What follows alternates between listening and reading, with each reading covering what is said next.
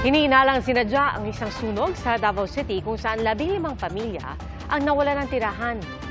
Saksi, si Kent Abrigana ng GMA Regional TV. Nilamon na makapal na usok at apoy ang mga bahay na ito sa Davao City.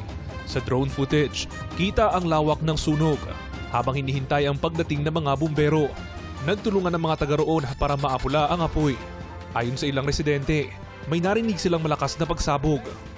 Mga minutes na napinadungog na lagubo siyang balay. Mahigit isang oras tumagal ang sunog na mabilis kumalat dahil gawa sa light materials ang mga bahay.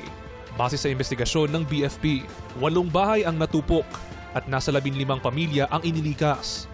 Lumabas sa investigasyon na arson ang pinagmulan ng sunog. Isa o manong alias Junjun ang sinadyang sunugin ang kanyang bahay.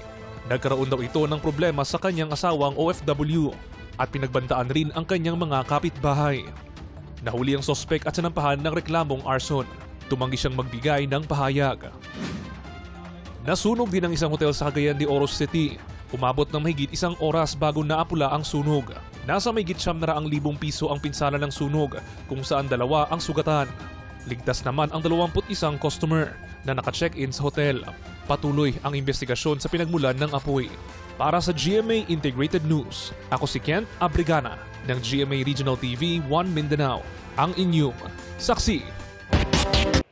Mga kapuso, sama-sama tayong maging saksi.